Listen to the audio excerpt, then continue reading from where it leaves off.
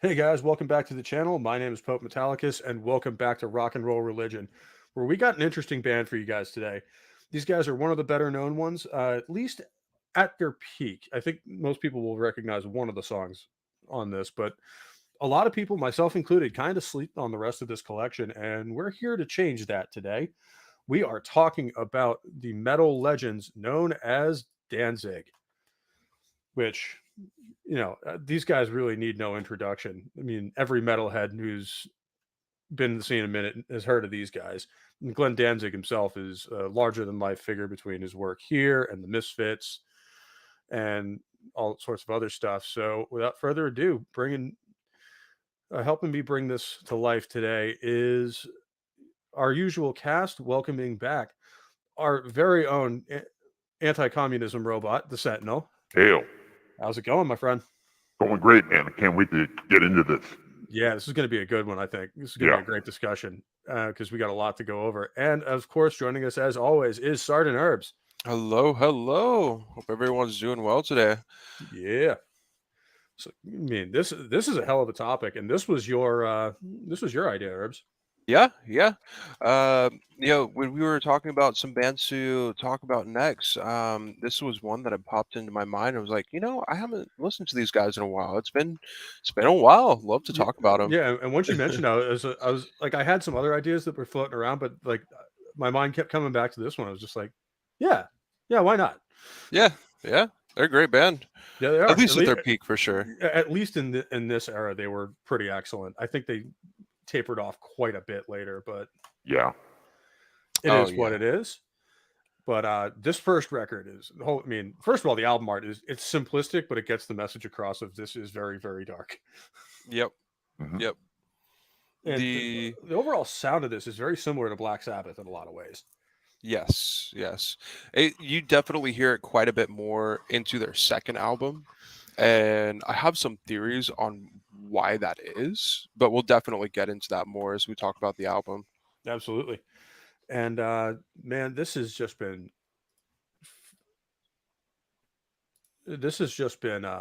a pleasure to re-listen to and listen with a more critical ear this time because I've been listening to these guys for a while, Mm.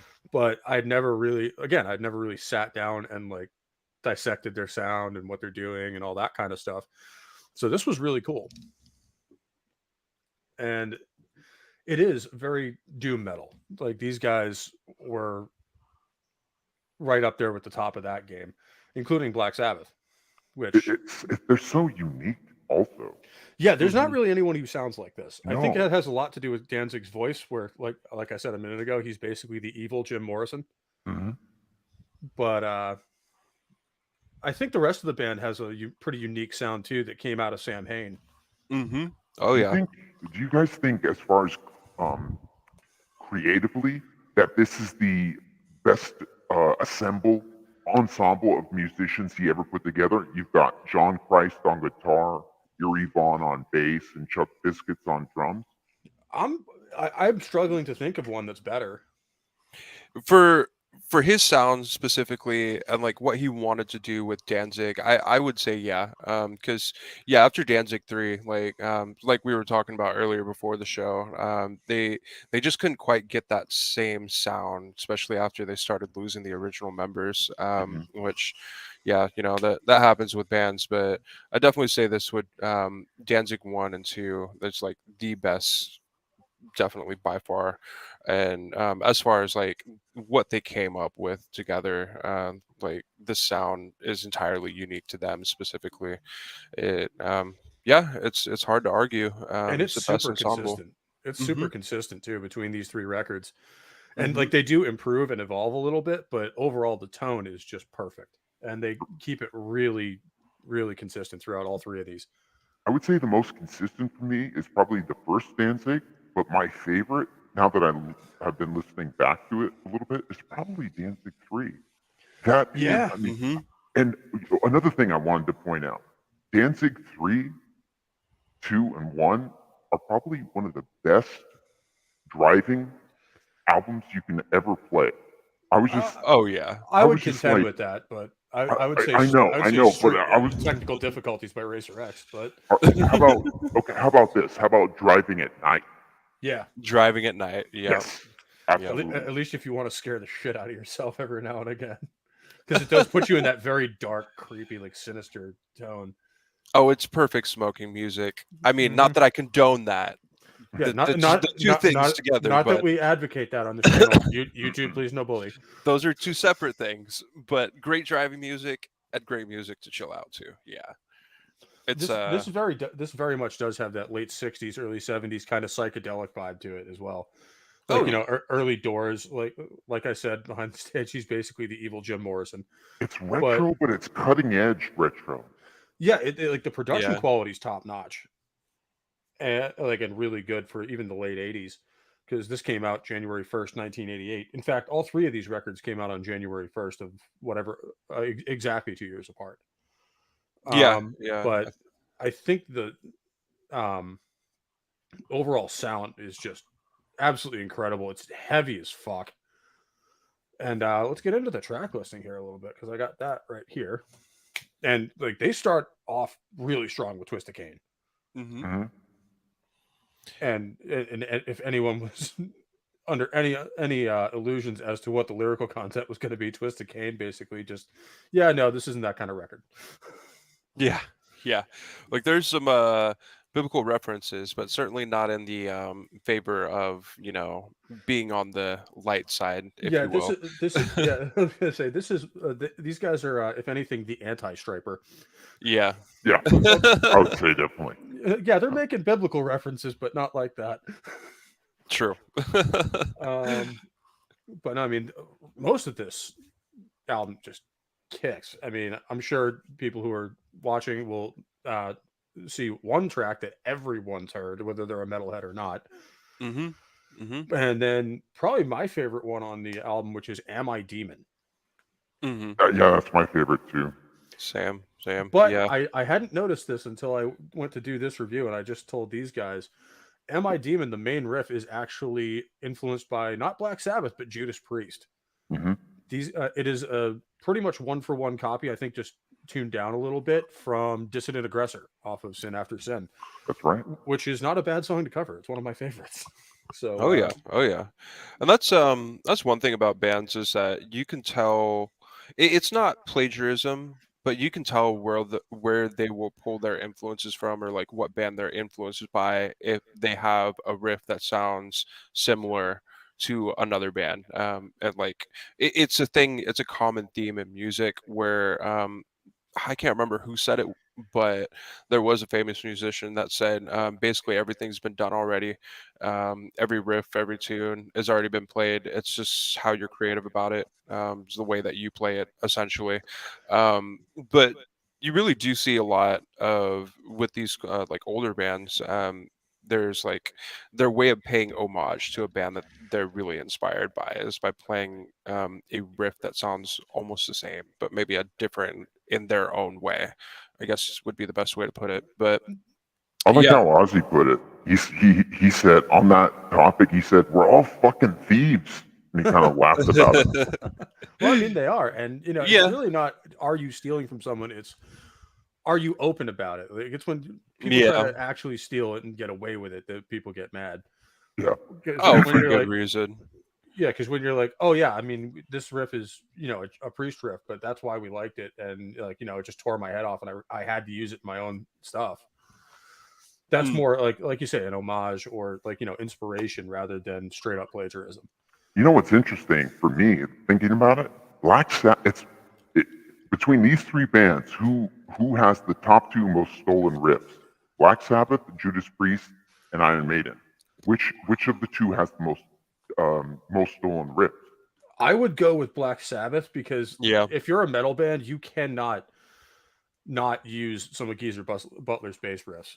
Yeah. Like, Oh yeah, and it's a really common thing too for any rock or metal band to learn a Black Sabbath song or an Ozzy song to play as a cover. I mean, for Christ's sake, War Pigs, that's like one of the most fun songs to play. oh yeah, And yeah, and I've got some friends that play in a band that like when they were first getting started, they would do like open mic nights where they get their whole band together, and like it's one of the songs they would always go to was War Pigs. Was one of their favorite songs to play. So, yeah, no argument for me on that. Like Black Sabbath is just that influential. Right? And when They're you look that at it, big. they created the genre, so in a way, Yeah, everybody's kind of taking inspiration from them to a Yeah. yeah. certain degree, greater or lesser. I was Hmm. just thinking of I think the point I was trying to illustrate is that less riffs are stolen from Iron Maiden than they are from Priest and Sabbath. Well, I mean, in some Mm. cases, Maiden basically took some of their riffs from Priest and Sabbath. So it Yeah, all you can kind of say that. and it all kind of comes out in the wash a little bit because everybody's just cross pollinating and kind of Like Ozzy taking said, we're all fucking thieves. yeah, and like it's less malicious thievery of like trying to steal riffs, and it's more like, oh man, that sounded badass. I want to use I want to see if I can tweak that and put it in my song. Right, right. And It's just sometimes you improve upon the original idea.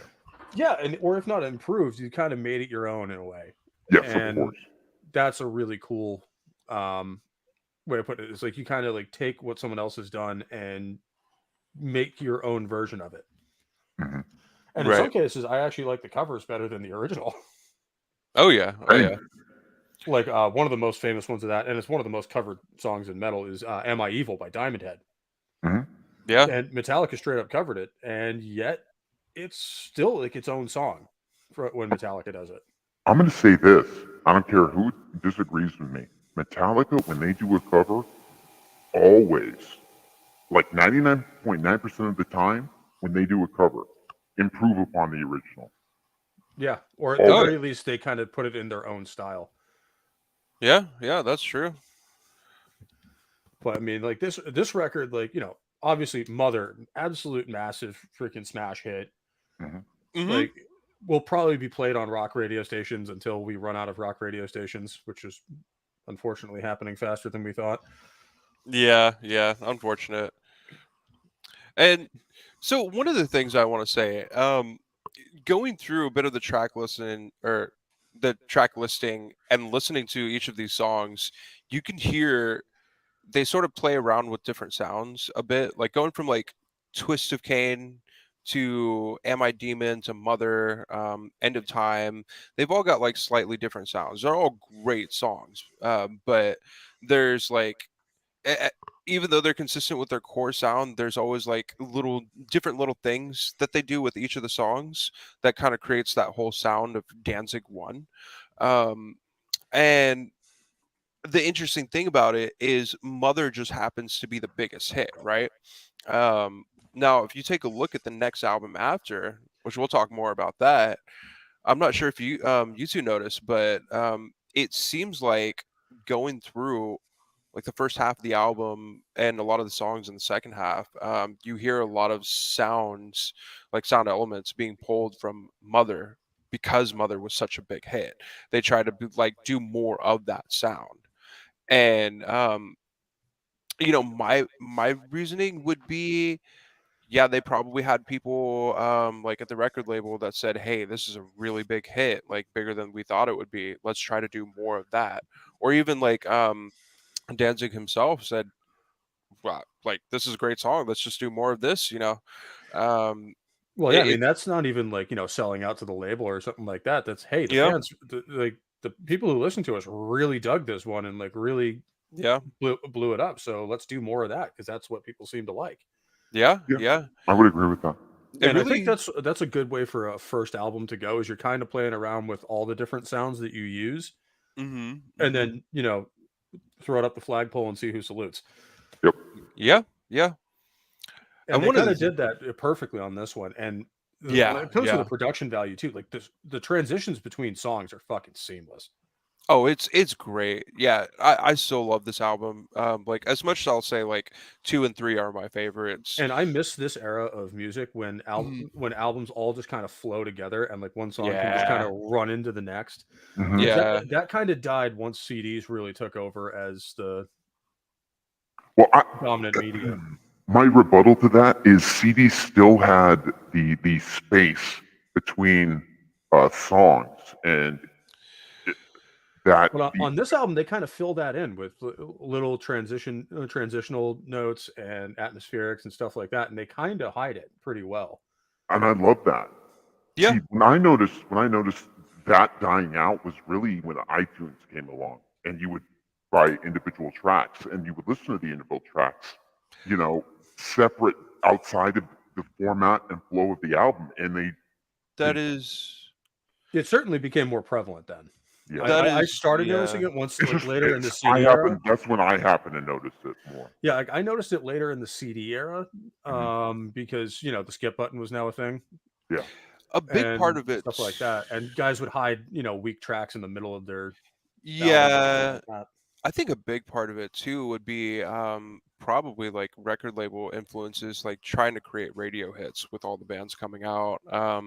There definitely is a lot of that later in the CD era, like around like the 90s and 2000s for sure. But yeah, you could definitely tell like around the 80s, like as CDs started coming out, the late 80s and early 90s, they still had a bit of that vinyl feel to it where songs would run into each other and like connect to each other like Yeah. one big song And almost. there's a very good reason for that, even though vinyl was pretty well on its way out at that point, at least as the Mhm. dominant form. Cassettes were still big.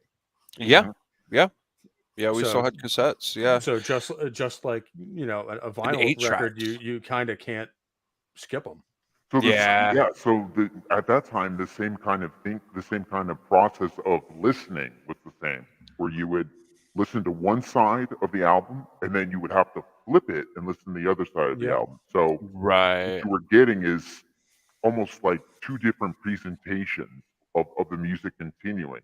With Yeah. the introduction of CDs, you could listen to the first song to the last song and get an overarching idea within one listen of what was being constructed, sort of the roller coaster of the album creatively. I noticed. And there were some bands that did this, but there weren't a lot of bands that did like CD1 and CD2 because of the cost of production, right? It was more expensive to do that.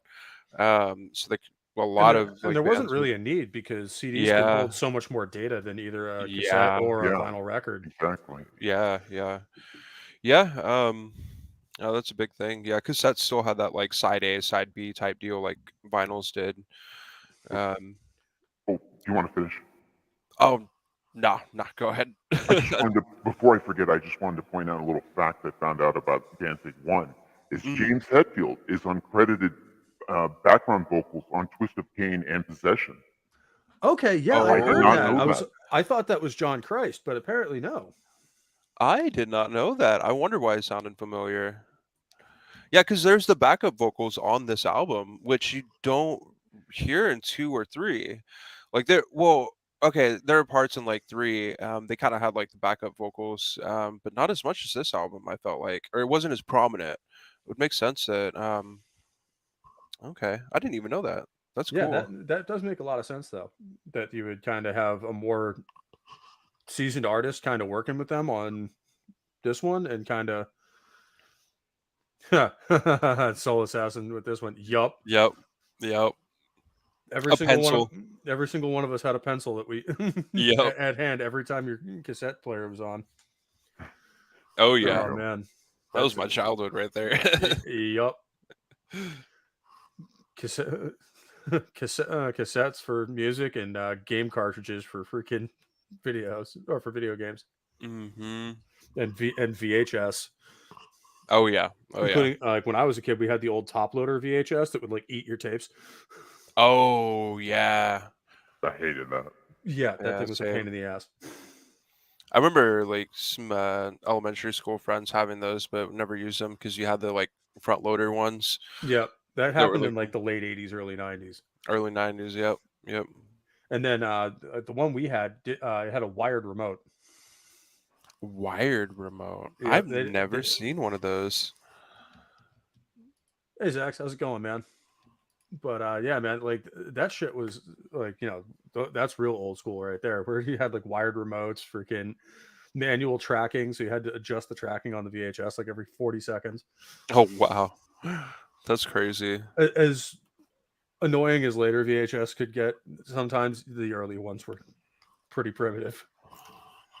But no, I mean, It's the same thing as going from, vinyl to CDs. Hmm. And like, I think that was really why CDs took off the way they did, was just because people who weren't like real audiophiles, who didn't like, want that like kind of white noise in the background of the vinyl, Hmm. really just was like, oh my God, I can just put this in and play it, not have to worry about the RPMs, and it just Yeah, does it all. Yeah. So I think that's why it took over. And this was right about this time, because this came out in '88. Yep. So these first three albums kind of span the, real rise of CDs as the dominant form of music. that's right. Because I mean, we're going today from 1988 to 1992. Yeah, Yep. Um, and this was really kind of the tail end of old school, like the old school heavy metal waves.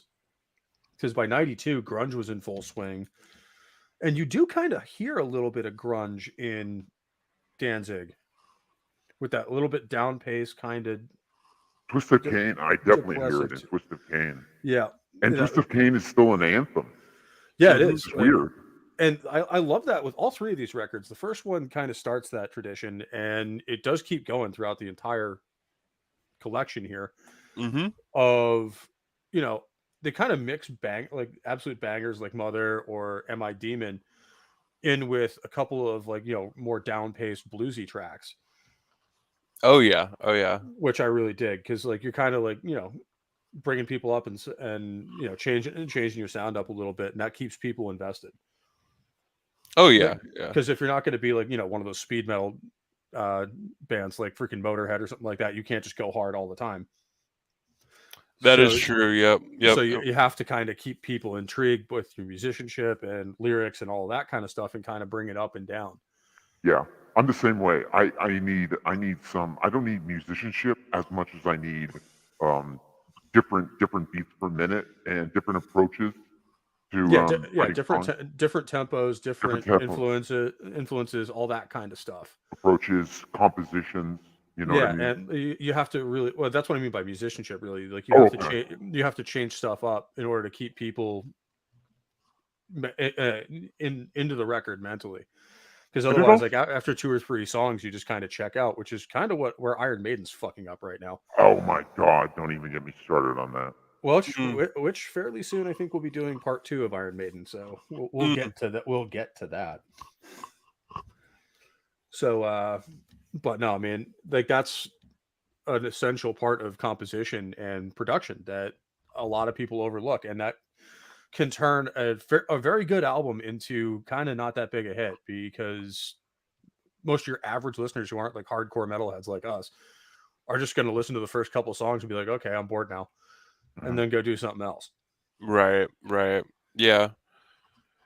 So I mean, like you can have great songs towards the end of the album, but if you can't keep people invested that long, no one's going to hear them. And but this album, I think, was a really good introduction to the world for Danzig, and really cemented them as a unique sound within the world of metal in the '80s. Mhm. I would Because say this and Appetite of Destruction were two retro albums. Well, not retro albums, but bands doing something familiar and fresh at the tail end of the '80s. yeah, I You know? mean, doom Yeah. metal was hardly new. I mean, Black Sabbath started the whole genre, and they would kind of have a very similar sound, but Hmm. it was a But you never sound that had wasn't some very common right. at this point in time. Because at this point, either hair metal or thrash was all everybody was hearing. And then you have something like this that kind of reaches back to that original blues soul of rock and metal, Yeah. and really Yeah. Speaking of brings it to the blues, forefront. yeah. Speaking of the blues, is Danzig? Is he a blues singer? He sounds like he should be if he's not. He's got a. He's. I think he's a baritone vocalist. So So, oh, go ahead. Or what really constitute what you would call a blues singer is not just the like style or like how they sing, but it is actually very much lyrical composition, and the way that you style it with or the way that you write it with the song that you're like the music that you're playing in your song. Mhm. And the what does give it away as like he probably has roots as a blues singer, like maybe he started out learning how to play blues and stuff like that, would be on album 2. Is Yeah, that like album 2 is a lot bluesier than this one is even. Mhm. there's a very specific track that like really gives it away. This album, I wouldn't say so much he's like singing blues. Like this is very much like they're doing that sort of like kind of blues rock, but more like heavy metal, doom metal style that really like cemented their style to begin with. And you hear a bit more of on the third album, but Mhm. yeah, I have to bring up the track listing. Like I was just listening to the song before we hopped in, but Well, I got the track um, listing up right here. So yeah, for album 2, it was like the fifth track, I think it is, that okay. really like answers it as like yes, he likely has like roots as a blues singer. Um, but you can definitely hear like it's uh that's like more his roots. Like he'll go back to it with some tracks, yeah. And But one thing that kind of gives it away, even on this record, is mm, the soul and the feeling that he puts into his lyrics, there's definitely that, and yeah, like you can really feel like he has a definite blues kind of rhythm to him. yeah, She Rides is an absolute, in my opinion, is a blues song, and it gives it away Oh, really easily. that's blues rock yeah, 100%. yeah. That's a blues rock song for sure. I'd Like agree. that just like it's a perfect example of a blues rock song. In Hmm. fact, Mm-hmm. Mm-hmm. where Great music it's video that they made for it too. I haven't ever seen that one, so I'll have to check Oh, you that got to out. check it out. It's good. Mm. But I mean, overall, fantastic first effort by this band, and I would say an all-time classic for heavy metal. One of Oh the yeah, great debuts of all time, also. Yeah, like yeah. if you're into especially the stoner and doom side of metal and don't have this in your collection, I think you're wrong and should fix that shit. Post haste. Definitely needs to be fixed ASAP. And then moving on to it, like this album's just as good in my opinion, being Danzig 2. Yes. And don't worry that hairy man nipples will not be on screen for long. In fact, Yeah, moving right along into the the first time we track actually listing. see Glenn Danzig. Danzig cannot go more than 5 minutes without having his shirt off. No, no, he can't. It's because he That doesn't is have height, but true. he has width, so he can use Yes. that. He's got the stocky chest. Yeah. Man, I've got He's the height, built but I've not got the width. yeah he's built like a dwarf. Oh man. He's only like 5'5". He's only like 5'5", but he's really broad. He's built Yeah. like Wolverine. Yeah, actually, Yeah, a little yeah. bit. So the track that I was referring to is yeah, it's I'm the One. That Yeah, one specifically. that was a very bluesy one. Very bluesy Mhm. song. This And would I just answer noticed who produced this one. I don't know if they produced the first one, but Rick Rubin. Yeah, Rick Rubin Yeah. produced all three. Okay, Okay. that explains the production quality. Yeah, yeah. Because Right he on. at this period he was one of the top producers out there. I'm surprised he was on there from the first record. Hey You can Courtney. hear good production quality on the first one, yeah. Mhm. Yeah, I mean, and it continues into this one where it's just and like the one that twigged it to me for as far as like a real bluesy tone for this record was the first track, "Long Way Back from Hell." I love Oh that. yeah. Oh Yeah. yeah, it's a great track. Oh yeah, I mean it's a cover, I think, but it's a really good, well done one, Mhm. and it's a very heavy song, but really soulful at the same time. Like it's beautiful. Yeah. And Snakes of Christ is great too. Yeah. Oh yeah. Yeah, dude, I was gonna say there's not a single track on here I don't like. I love the whole album. It's Yeah, great. like It's great. I was listening to the whole thing earlier, and I'm just like, yeah, there's not a single track on this that I would even skip, let alone object to. Yeah, yeah. It the sort of like slower kind of like darker tone that's like that more like doom metal feel that we were talking about like stoner metal feel, but then it's like he's bringing like some just like straight blues, like we were saying, like the fifth track that like that's just him singing and the guitar playing and when you listen to the guitar, it's a very, very formulaic, like classic blues song. That's like something you would listen to, like when you're listening to one of the classic blues artists, like Robert Johnson. Everybody Yeah. knows who Robert Johnson is, but Or yeah, if you don't, you should. right, right, One of the early blues masters, and somebody that guys like like Tony Iommi from Black Sabbath, and these guys Hmm. all really took inspiration from, in addition to other blues masters like BB King and Eric Clapton, all kind of based a lot of their stuff off of Robert Johnson. Hmm. Chuck Berry too. Yeah, Chuck Berry, Muddy Waters even. Yeah. mm-hmm. So Yep. like, a very solid lineage of absolutely outstanding artists for this one. Oh yeah, So like this one was just really solid all the way through. Like absolutely adore it. Can't say enough good things about it. I would say it's even hard for me to pick a favorite because I love the first two tracks. And then going into like Killer Wolf and Tired of Being Alone, I love those ones. I love the Yep. fifth track, Her Black Wings, Devil's Plaything. It's pretty much like the whole album for me. I love it all. Yeah, this is one of those albums like I would recommend you listen to the whole thing, because Yeah. like even though they have like really great tracks in and of themselves, Oh yeah. the Oh yeah. whole piece like it's one of those, it's greater than the sum of its parts, Yeah. Yeah. because like it builds this whole organic sound to it that really just nails it. Yeah. Yeah. The song they ended out with, "Pain in the World," like it's a great one. That's Yeah. a good finisher track. Yeah. And like this is like every band has at least that one trilogy of albums, really, if they're hmm anywhere Hmm. good to begin with. Hmm. hmm That's just absolutely peerless, and fans of the band should absolutely own every single one of them. Yeah. And for that, that's these three records.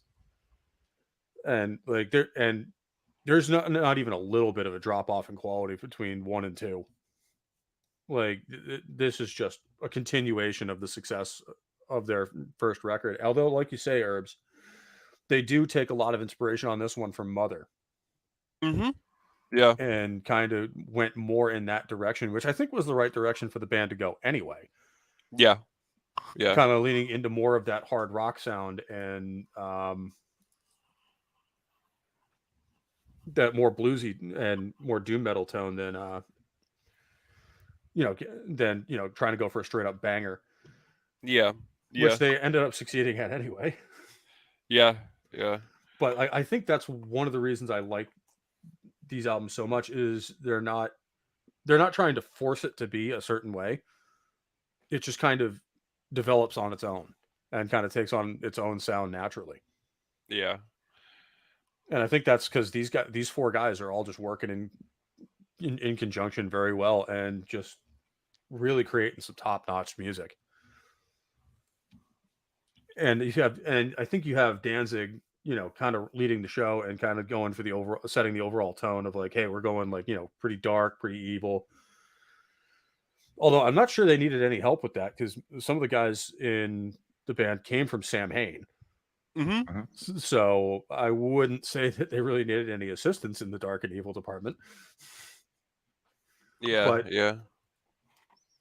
it really goes to show you what a band can do when, they're all on the same page and really just moving, all kind of rowing in the same direction, as it were.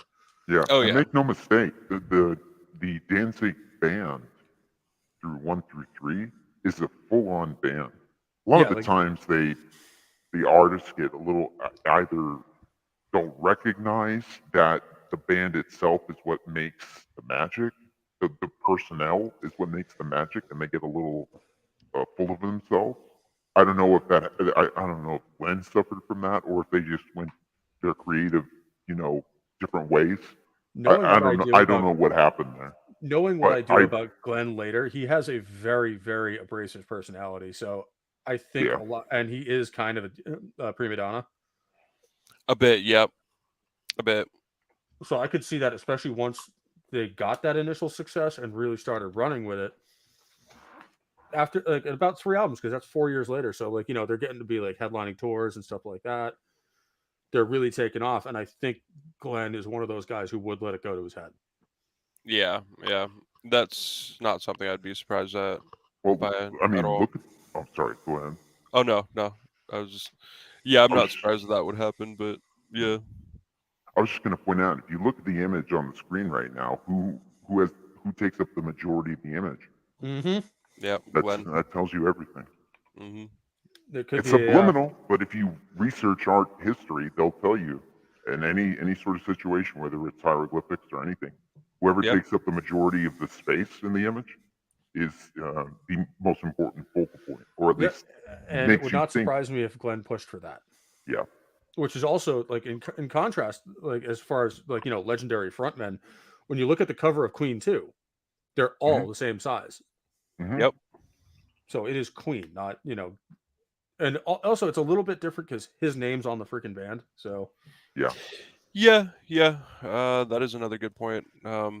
It's his name. Like that's the name of the band. So it definitely strikes you as like this is Danzig. This is Danzig. Like he's the band essentially. yeah, But although I don't think that's fair to the other three guys because they're it brilliant isn't. musicians in their own right. Yeah, Yeah. yeah. I agree. And And they I were don't even think essential for this sound. oh yeah, and I don't even think that Glenn is even the most talented member of this band. It's a lot like Ozzy in a lot of ways, where he has had absolutely insane musicians around him his entire career Yeah. that make him sound good because he has never written a lyric in his life, and he certainly didn't write music. And whenever you don't have that talent around you, you never make the magic. No, and if you look at it, as soon as Ozzy lost guys like Jakey Lee or Randy Rhoads, Hmm. they started falling off in quality quite a bit. Yeah. Yeah. Yeah. And And the if you same thing notice, happened. And the same thing happened to Danzig, where yeah. after John Christ and the others left, they were never really the same again. Yeah. Yeah. Yeah, that's that is something I would definitely owe to the fall off of that band because like if all the members had stayed, maybe if Danzig wasn't such a big prick, like they'd probably still be really popular. If you look at it, you type in like top radio singles, all the songs come from their first album, and like it, They're you, hardly alone in that, though, yeah, that especially at this that time. happens to a lot of bands. Yeah, yeah. Especially at this time, because the grunge was the new hotness. So everybody in Hmm. 1990, when this album came out, was talking about Alice in Chains, all that kind of stuff. Yeah, yeah. And even if they weren't, they were talking about Rust in Peace or Painkiller. Hmm. Yeah, yeah, that's true. Yeah. And this album had the unfortunate distinction of just preceding those by a couple of months. Yep. So like everyone, and in a lot of ways, there's a lot of reasons that Danzig 2 kind of gets underrated and underappreciated in my mind. Because again, it came up against those songs, so everyone's like, "Oh yeah, like this album's really good," and then Painkiller comes out, and you're not listening to anything else, Right. Or Cowboys from Hell, Right. or or Rust in Cowboys Peace, for like Pal you or were Rust in saying. Yeah. Peace. Like Or they Rust were in up against Peace. Yep. some serious competition. Yeah. Oh, it's just absolute monstrosities in the musical world, and I think the whole January 1st release date, like you were mentioning, where they're like clockwork every 2 years, like that's probably like a very niche thing that meant something to Danzig. But if you look at it in like a musical like business sense, or a music business sense, I should say, just didn't work out well for them. Maybe if he'd release it like end of the year or something like that probably would have worked out better for him. Like probably would have gotten a little bit more attention, but yeah, like before all of these other albums that came out in 1990, yeah, yeah, they got overshadowed essentially. And as talented as all these other guys behind Danzig are, like I mean, you're going up against like monsters in the industry that were coming out with what are now considered masterpieces essentially. Yeah, I Yeah. mean, Megadeth was already established act Hmm. that absolutely crushed it and went to a whole nother level for this for Rust in Peace. Yeah, yeah. And then you have Judas Priest coming thundering back into the scene after two kind of mediocre albums with Turbo and Ram It Down. Hmm. I mean, Yeah, I like Ram It Down as much as the next guy, but Painkiller fucking smokes it. yeah, It's yeah. That's what happens when you take out a drum. The drummer is like the battery of the band. So a lot of the energy, well, not even a drummer, a really good musician, an upgrade, let's just say. And Scott Travis, we can all agree, Scott Travis is definitely an upgrade from Dave Holland. Oh yeah, I mean, So there's nothing Oh yeah. wrong with Dave Holland as a no, drummer. and I'm not saying there is. Technically, Yeah, he's fine, but Scott Travis is an absolute beast, he's one of the greats. and Yeah. he has been Him, ever since Nicky his D, days in Racer X. yeah, Yeah. Yeah. And like, there's a reason he's been in the band ever since. Like, because Priest used to change out drummers like every 5 or 10 years, I know, right? Mm, and ever since they got Scott Travis, not one single change, yep. Yep. because he is just an absolute monstrosity and really reinvigorated that band. Mhm. And sometimes you do need lineup changes. So we're not saying like, a lineup change is always the death knell of a band, but I think it's really hard to keep a consistent sound if parts of your writing team leave, Yeah. and Yeah. then you're having to come up with new artists that you either A, haven't worked with before, and B, may have a little bit different take on your music. And that's difficult to kind of adjust to also, because if you're set in your ways, like somebody probably like Danzig probably is, he's going to be more trepidatious to open himself up to that kind of um, creative gamble, I would say. And a Yeah. lot of it too is like, it's like talking too much about your ex-girlfriend in front of the new one. Like, they're gonna get jealous because like it's like, oh well, that's not the way John did it. Like, well, John's not here, so this is how I can do it. So let's do it. An ex-girlfriend named John. I have some questions. Oh, shut up. Uh, You know what I mean. But no, like that can be a really hard adjustment period, and sometimes it works. So mhm. like sometimes what comes out of a lineup change is absolutely stellar and really takes the band in a new direction. When that lineup change happens in the middle of the 1990s, I'm not so sure that there was anywhere to go but down, Yeah. Yeah. because Which. metal was kind of on life support throughout the entire decade. Yeah, Yeah. Yeah. and I would say Glenn kind of fit into the alternative at that point. He would have Yeah, gotten lumped into the alternative, and then you got the mid '90s thing, so you've got industrial coming out. And didn't Danzig do an industrial album? I don't know if that was a Danzig record or if it was just Glenn playing around, but I do know the one Oh, you're okay. talking about, Yeah. Yeah. You're right. You're right. I think maybe a solo project just under his name, Danzig. Um. which can get confusing because it's Glenn Danzig and not Danzig. Right. Where he's kind of Right. fiddling around with different sounds and shit. Yeah, and that's important for an artist in any genre, is to experiment around and see if there's something new that you really, sink your teeth into and see if it works. Yeah, Yeah. Yeah. Because like, it's way too tempting to just like, well, that worked for us before, so let's keep doing that. And that works for a while, but then people get bored of it. Mm. Mhm. So right. like it's a real challenge, and that's why like bands like Black Sabbath or Motorhead or Priest are the legends they are, is because they have changed with the times and have different styles depending on when we're talking, but it all sounds like that band. And it all sounds top notch, and Yeah, and they're doing it. They're these doing it to guys, the best of their ability. these guys, I think could have been that if they had come up in a different time. I think Oh yeah. I think when they came out is really a large part of why they're not as successful.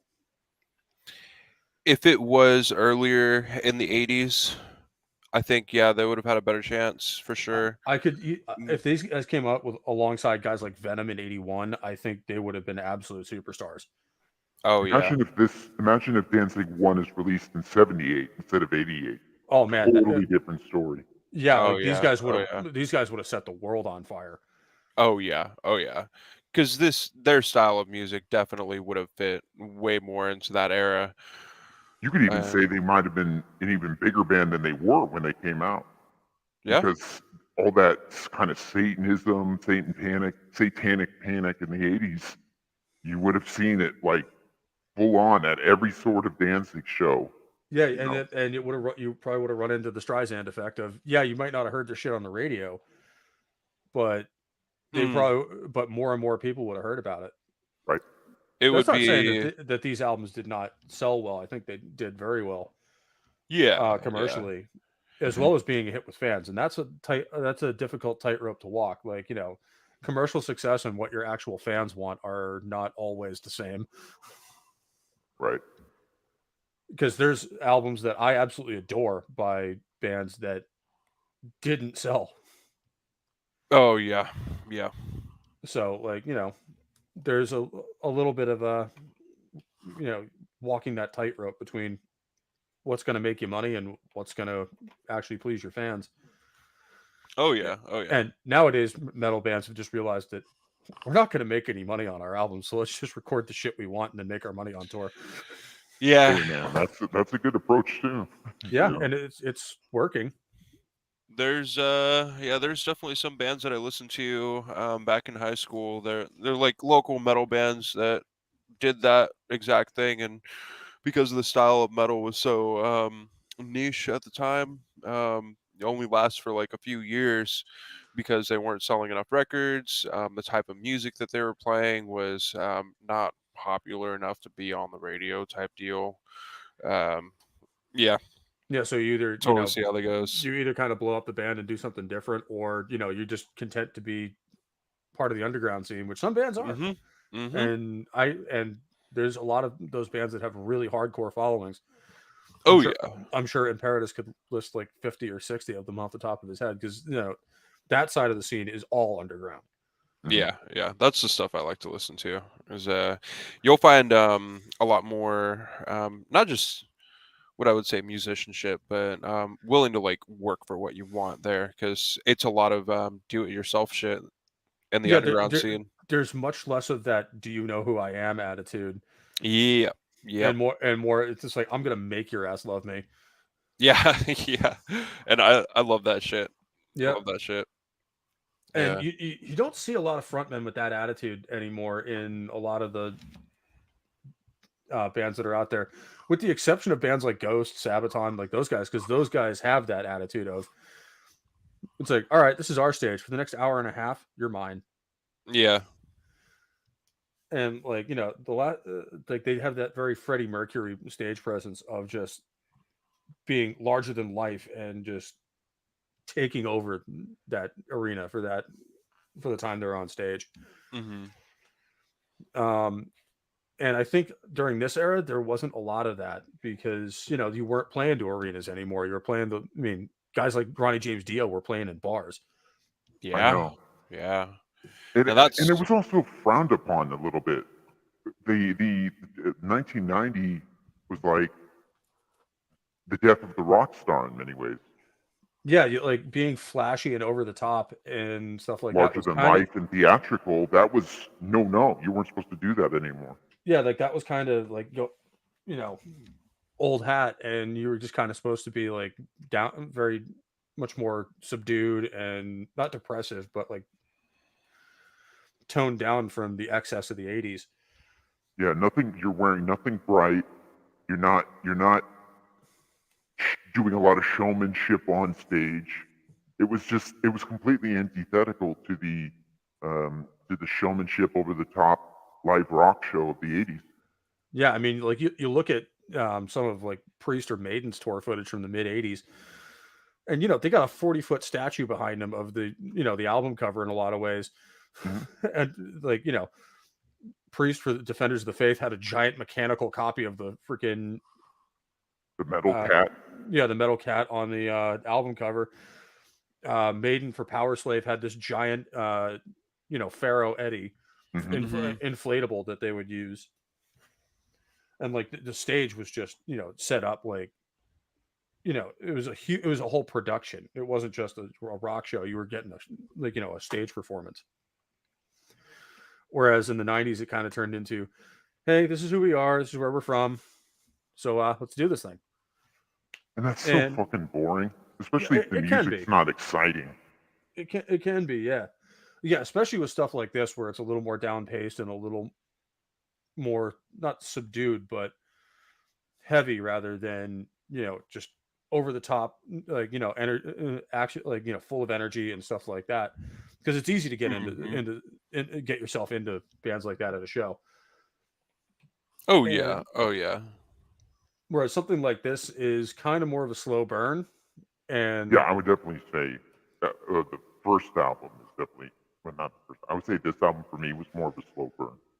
Oh yeah, yeah. it's like it's not, and there's no like, and it's not like the later '90s stuff where like there's no solo and freaking. It's just like this one monotonous riff that's throughout the whole thing, which works for some bands and doesn't for a lot more. Well, I would say that the bands that don't have solos in them make up for it in other areas. At They've least the got ones that like are some really successful, good yeah. bass parts or interesting kind of lyrical phrasing. You know what I mean? Or even just a really catchy riff, like a lot of corn stuff. Yeah, I was just thinking that, man. Yeah. Corn with Yeah. So, Fieldy's bass and Jonathan's lyrical expression and syncopation. yeah, Yeah, like especially like the early stuff, like Blind or blind. Follow the Leader. Got the light. Yeah. Like that was when they were really in their prime, and that's also when you started seeing groove metal start coming out, like bands like Meshuggah, Mhm. Gojira. Mm-hmm. Yep. Like that's when they really started coming on the scene, and like it was a really cool time for that side of the scene. But they and we're old enough to remember, like we were talking about before, seeing these bands on MTV, Yeah. Mhm. Yeah. and this was really the end of that era.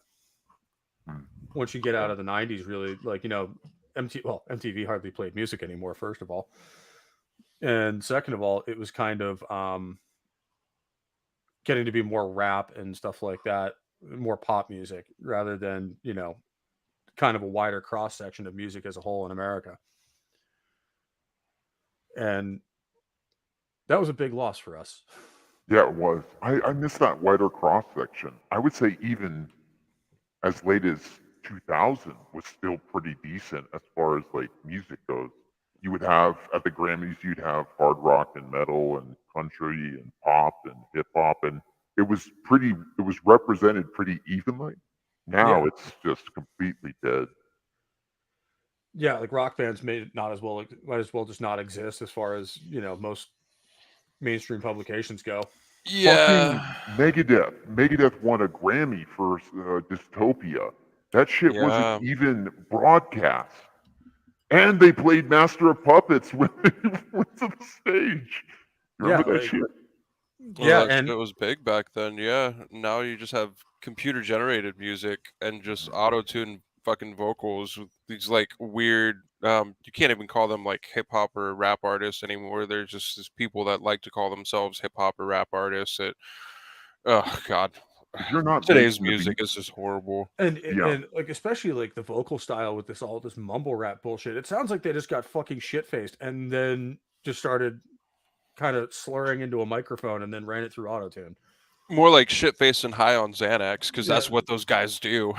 that's true as well. uh, freaking what And was it's his just like name? The like one rapper named Juice World. Like he overdosed because like he was getting the cops like trying to like invade his house or whatever or wherever he was at, and he fucking swallowed like an entire bag of Xanax pills. And oof.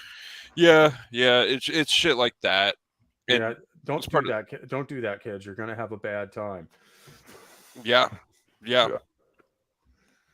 It's Mix, horrible. mix, mixing alcohol with other drugs is never recommended Yeah. because you just Yes. never know what you're gonna get. Oh my God. Trust me. Trust me, guys, when I say don't mix other stuff with alcohol. Maybe I, weed, I but forgot that one night a few years ago, and like I had a beer, and then later on I was kind of feeling like shit, so I took some cough syrup. I don't remember the next 12 hours. oh yeah. Oh, cough syrup. Oh man. Yeah, that's Any kind of like depressant, you know. yeah. That's weird. People keep bringing this up that Papa Cotton can't comment in my chat. I don't know why. What the I don't think fuck? anybody's blocked. I certainly didn't do it. I didn't do it either. That's weird. That's weird. Yeah, I'll have to look into that. I don't know why that's happening. You would It's have certainly to it's yeah, you'd certainly have to nothing I did intentionally. yeah, I think you'd have to check on like the back end of your account, like in Yeah, the YouTube after studio. yeah, after the show I'll dig through um my back end and see what's going on with that. That was weird. Oh, Pope, if you're going to do that, know this. There's two different block lists for YouTube. There's YouTube block list on through browser, and there's your YouTube block list for mobile. Check it through mobile. Oh, Okay, yeah, I'll dig Huh. through both of those. Interesting. Because that was the same situation with me and some of the people that were accidentally blocked on my channel. Gotcha, because like that's bullshit. I didn't do that on purpose, so whatever's going on with that is interesting. But no, man, like this album, I think really cemented it as that Danzig was not a one hit wonder. They weren't a fluke. These guys actually came to play and came to stay. Yeah. Mhm. And if that wasn't enough, we have this monstrosity. Such a great album. Danzig 3, How the Gods Kill. This is my favorite Danzig album, by the way. I can see why. Other than Favorite one. album art too. Yeah, I mean the album art's really interesting and really kind of creepy. Oh, I love it, dude. I love it, but it's in a very disturbing way. Yeah. Where it's just where like the first two albums are pretty standard album cover. Well, with the exception of naked man boobs. But this one is really just like it makes you uncomfortable looking at it. And I think that's really cool because that's what they're going for is this really dark, kind of creepy vibe for the whole album. And they really pulled it off well. It's Geiger. It was done by Geiger, right? I don't know actually. Pretty sure. Let me check it out. But no, this is a fantastic record from start to finish. Oh, Again, absolutely. like this is one of their all-time greats. Same with Danzig too. There's not a track I don't like. It's a great album. I love it. Yeah, I mean, like all three of these records, really, like there's not one song I can point out that's really all that weak. Yeah. My favorite Danzig song is on this album too. Yeah, I mean, How the Gods Kill itself is just That's the one. I love that riff. It's a great It just one. has Yeah. this like really like slow, like really acoustic and like tuned down, but really sinister vibe. And then when they bring in the distortion, it's just fucking Titanic. Oh yeah, absolutely. I love the tracks leading up to it too. Oh yeah. Godless, Bodies. Mhm. They're great build-up tracks, but they're great tracks in of themselves too. Yeah, The like opening track is a roller coaster of different stuff. Yeah, it kind of starts out really fast paced and really is kind of a banger, and then goes in and then slows down. Yeah. Mhm. And it's kind of an inversion of how they usually do things, where they'll like start you off kind of slow and then kind of pick up the tempo with track two. And they really just kind of flipped that on its head on this one and just came out really fast and then slowed down in the same track, which is really interesting. And then like all three of these leading into the back half of this record, I think, is even stronger than the front. And that's saying something given what's on here. From the how the Gods Kill on is, I think, even better. With like, Dirty Black Summer, Sistina's Heart of the Devil, Left Hand Black, I think is a contender for top track on this record. Yeah, Do You Wear the Mark is another banger. Yeah. Like, and it's kind of again, they kind of mix the fast and slower tracks in a way that really keeps you engaged with the record because you just don't know which one what sound they're going with on the next one. And again, they blend the songs together seamlessly to the point where you can almost not hear when one track ends and the next one starts. Yeah. It's a complete album from beginning to end. Yeah, and I really want to see this kind of composition come back because it really is a superior form of music where you can have 12 13 tracks but make them all fit together as a cohesive unit rather than just here's the next 12 songs we wrote, enjoy. Or they're writing for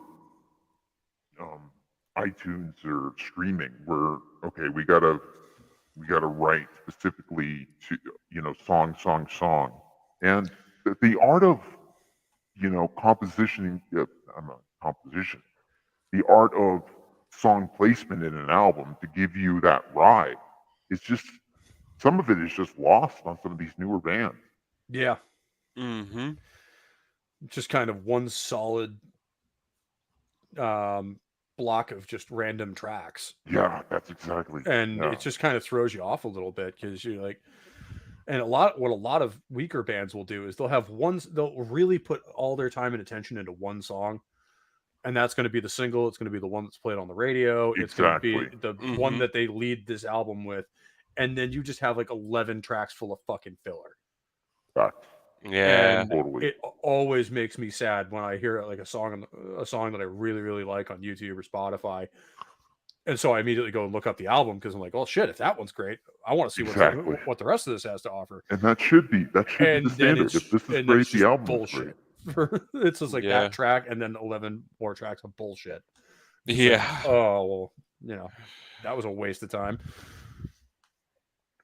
And Yeah. one thing I will say for Danzig too is they're doing these songs in a way that you could hear this played live, and Oh everyone yeah. just kind of vibing out to it.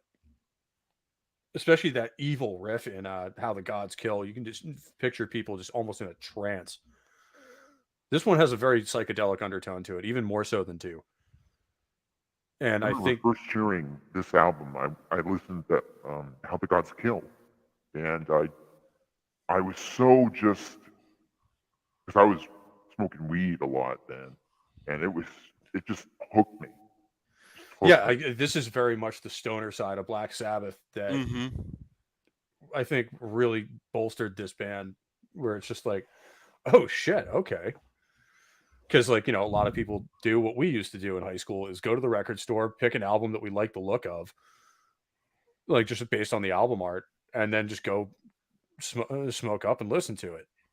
Oh yeah. Oh yeah. And for guys doing that with this record, that's, man, you're in for a fucking treat.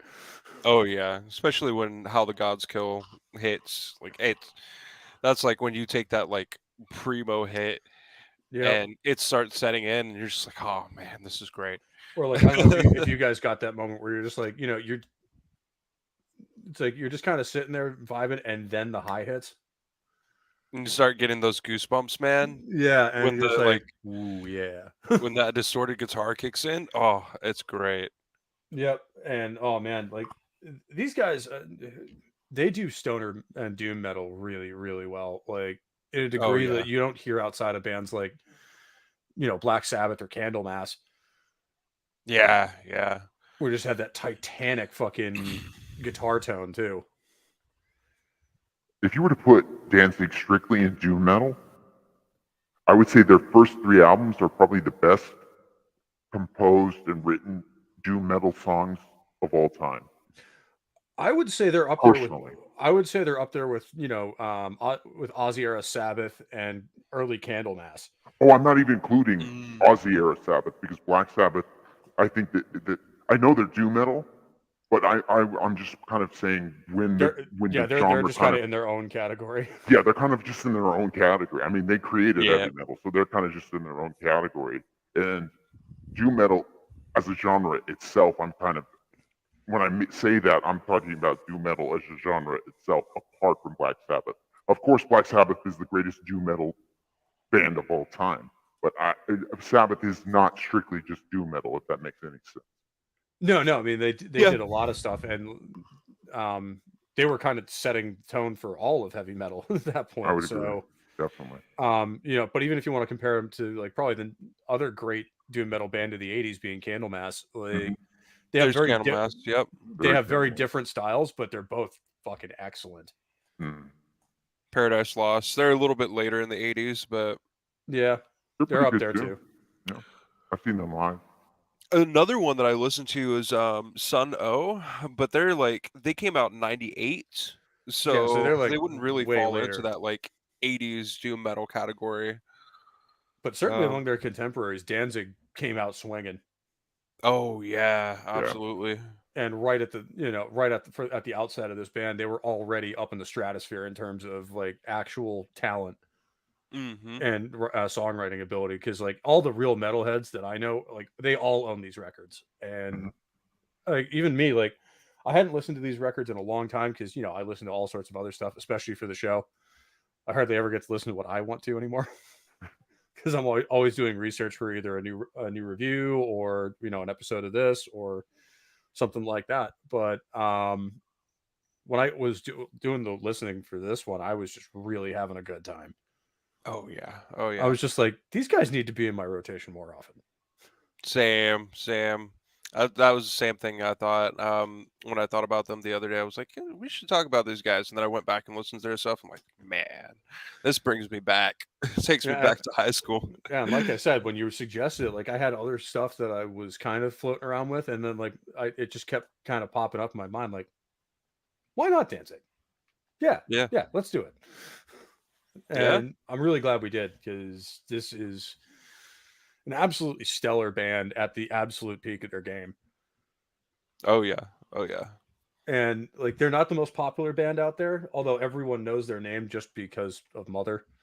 Mm-hmm. Um, but I feel like if you judge everything based on that one song and like by far their most overplayed song, um, Right. Right. I feel like you're not getting the full picture of who Danzig was as a Especially unit. when you have songs like "Twist of Cain," "How the Hmm. Gods Kill." Like those are both excellent songs that they get played on the radio too. Just they're just totally not played as much as "Mother" is Yeah, because they're that's nowhere near the level of Mother yeah, where like yeah, and that's not saying that Mother's a bad song. Like No, it it's yeah. is not. It's an absolutely excellent song. fantastic in its own way, but Oh yeah, oh yeah.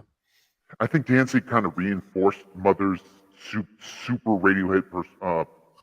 super radio hit power because when he came out with something live, Thrall Demon Live or something like that, the single off of that album was Mother, yeah. Well, I mean, the partially live too, version of they Mother. know that Oh that's gonna yeah, put butts in seats and that's gonna sell records. yeah, So yeah. when you do a live album, and obviously, like bands have to do their classic stuff at live shows. Like that's got to be a problem when you're somebody like Saxon or Judas Priest, where it's like you have like 50 years worth of catalog to cover. So like you want to play your new stuff, but your classic stuff is going to take up at least half your set. Yeah, yeah. You do see a lot of those bands like they'll have like at least 2 hour sets, and you got to remember like even playing an hour long set for a band that's been around 10 years, that's just exhausting. Oh yeah, I mean, Yeah, especially absolutely for a exhausting. faster paced metal band, Oh yeah, uh-huh. Yeah, so especially like if you're in like the power or speed metal scene, your drummer's fucking dead after an hour. yeah. So if you're doing like a 2 to 3 hour set because you want to get the old stuff in as well as your new stuff, like yeah, those guys are practicing for months before their tour. And And even just getting in condition for a Yeah, 2 hour yeah, for a that the 2 hour physical live show. conditioning you need. yep, yep, absolutely. And for those of you who don't play instruments, like it's it's a lot more physically intensive than you would think, especially for a drummer, but also even your guitar players. Like Oh, dude.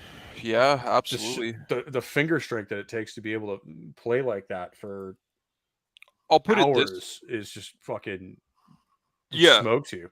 I'll put it this way. When I was playing 8 hours a day every day, like back during college, this was like 6 to 8 years ago. My torso muscles and my pec like pecs, whatever your chest, those muscles were more defined than they are now, and my veins in my arms, just my forearms, popped Yeah. out way more than they did. Like my forearms were way more defined. Just literally from like what was a minimum amount of practice for me was like 3 to 4 hours in a day. It took up a big chunk of my day. That's I had planned on being a professional musician. That's other stuff. Life happened basically. Yep. Yeah, it's very physically demanding. So for a drummer, like the reason why you see most drummers in like rock and metal bands take their shirts off, uh, it's not because they're showing themselves off. You get fucking hot and sweaty doing Yeah, it's that like shit. they are sweating their absolute nuts off behind that kit. Yeah, yeah, Especially if you're doing that double bass, it's almost like running in place for like an hour and a half. yeah, yeah. It pretty much is. There's a reason why they wear basketball shorts. Yep, like it's like there's a reason the drummer looks like he just came from the gym because he's about to go to the gym, essentially. Essentially, yeah. His drum set is the gym. Yeah, and to do that for 2 hours is just something special. Yeah. Oh And yeah. even for the singer, I mean, first of all, it's exhausting because you're having to, you control your breath extremely tightly for that entire amount of time. And also, if you're in a good band, he's running around stage, fucking doing all sorts of shit and being super high energy and getting people into it. Mhm. Oh yeah. Oh Like, yeah. because you're the singer, that's your job. Yeah. Yeah. Um, like you're the salesman of the group. Your job is to, get people in. But no, I mean, I would love to actually have seen these guys back in their prime on tour Oh yeah. Yeah, that would have been great. because I feel like they would not be out of place at some place like Bloodstock or Vakken playing stuff like this. Yeah. Yeah. And unfortunately, I think later on in their career, they kind of dropped off a lot further because it wasn't, this core unit anymore. It was, Glenn Danzig and then whatever artists he could get signed on for a record or two. And like you see like a revolving door of artists coming through this band later on in their discography. And I think that kind of is why they've never hit this peak again. Yeah. Is because you just didn't have that magic, and it's really hard to get it back once you've lost it. Yeah. Look at Metallica, Yeah. Yeah. That's very true, man. and like Metallica is a great example because of even just changing out one member of your creative team, Mm-hmm. and because Cliff did a lot of the writing and a lot of the arrangements on their albums and stuff like that. So I think changing him or losing him was a big detriment to that band. And I think losing John Christ on this one was a big, big loss for the band after this record. Danzig Yeah. 4, they still had the same personnel in Danzig 4. Okay. So, But Danzig 4 is nowhere near the level of the first 3 albums. So yeah, there must have been some serious internal personnel shit going on with Danzig and the rest of the could band. be. Could also be a record label thing where, like, hey, nobody wants to hear that old stuff anymore. Let's do something new. Yeah, Yeah. because that was like mid '90s. So you've got Well, industrial coming in. You've well, got if they follow the ultra- pattern, that would be January 1st, 94 is when they would release Danzig 4. Let me check specifically. Yeah, if it's just the first three, that would be interesting that they all came out on the same day of the year, just exactly 2 years apart. And if they broke away from that, I would be interested to know why. Danzig 4 was released October 4th, 1994. Oh, okay. So So they broke the pattern. they also Danzig 4 was the last album to be on American Records. If you look at the like backs where all the track Yeah, listing yeah. is for the first three, you see the upside down flag that's American Records. I think that's the producer that you were talking about. Yeah, Rick Rubin. Mhm. Yep, Rick Rubin. So it definitely probably, yeah, more than likely there was some internal conflict, maybe even with the producer too. Yeah, And it's universal, so I wouldn't be surprised if there was some shit also coming from the record label telling them like they had to do this, this, and that. yeah, because that's what's popular at the time. And, Hmm. the corporate suits at the record labels are just trying to chase trends, whereas, the creatives are actually trying to do something important and trying to actually create an album that they want to make. And those two kind of don't agree a lot. Yeah, yeah. Unfortunately, What's going to sell your records is not always what's going to make the musicians happy. And especially if parts of the band want to listen to the label and go more and, chase that trend, and the other members don't, that can cause some real strife. Oh, absolutely. To the point Um, where we're all musicians here. When we're forced to write something that we're not feeling and we're pulled, we don't like it. And hmm that reflects on our performance and it reflects on our ability to play to the best of our ability. yeah, and like, especially in your live show, if your heart's not in it, people can tell. yeah. Oh yeah. Oh yeah. Like we've all seen bands do that live where they're just going through the motions and not really giving a shit, Mhm. and it shows. And when fans hear that, it's like freaking cancer. Yeah. it will it will just turn people off to that music faster than anything. You know, a bit off topic, but probably one of the best shows I've been to in recent memory was was October 2021, so like almost a year ago. I went and saw one of the bands that I listened to a bunch back in high school. Second time seeing them live, Born of Osiris, and I went. And there was some like technical difficulties on stage before they played like one of their biggest hits. Um, it, it's a song called "Bow Down" from their first record. It's like it was like the song that's basically put them into like popularity in the underground metal scene. And so I know both of the guitarists. Talked to them like off and on Instagram. Took lessons from one of them and had like the other do some like production on a couple of my songs just for kicks. So I talked to them off and on, but yeah, I was asking them about it after the show, and they were like, "Yeah, so our metronome stopped working. Like none of us could hear it." And if anybody doesn't know, so a lot of musicians will use what are called in-ear monitors or IEMs. They look like little earbuds Hmm. or like earpieces that they put in. And essentially, what it is to have a click track, which is your metronome, as well as being able to hear your instrument and then sometimes the other band members' instruments. Because Yeah, when you're on stage, you can't hear anything because facts. all the speakers are facing out away from you. The only thing you can actually hear is the drummer because the drummer's so fucking loud. So they have to have those pieces to be able to hear themselves. And so picture that. Usually you want to have the click track so you know you're on time Hmm. and know you're playing like what you're supposed to be playing in the specific song. Well, they were just like, "It's not fucking working. We can't get it to work." And I saw them like talking like kind of in the back of the stage, and I could see one of them just mouth like, "Just fuck it, let's just play it. We know this song. We've been playing it for years." And they absolutely nailed it. Their energy was off the wall. The crowd was going wild, and probably not a lot of people in the crowd actually knew like what was going on. Most of them are just regular fans. They don't like talk to the band members or whatever, except to like get autographs or pictures. I was sitting there going, "The fuck, really? Your metronome wasn't working, and you just played it from memory? Like that's some not just some crazy good musicianship, but that's like they had some passion for what they were doing to be able to just nail the fucking performance." I was like, "Yeah, yeah, that's fucking awesome." If Yeah, you're like good enough, that's if you're good enough, if you are a good enough drummer, you don't need a click track. In No, no, situations no, like no, that, no. you They'll can still rely.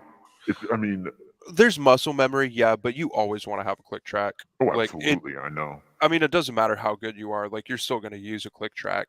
Yeah, Eh especially the I tendency understand. for a drummer live is to over tempo the song and kind of y hurry it up. And yeah, yeah, well, it doesn't matter how good of a drummer you are, we still have internal tempos. We'll still tend to play at speeds, that may not be exactly robotic like a That's exactly. metronome would Yeah, be. that's a good point.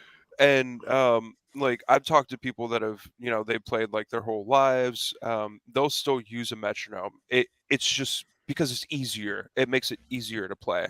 um it's just you one less thing you have to be thinking about while you're looking ex- at what.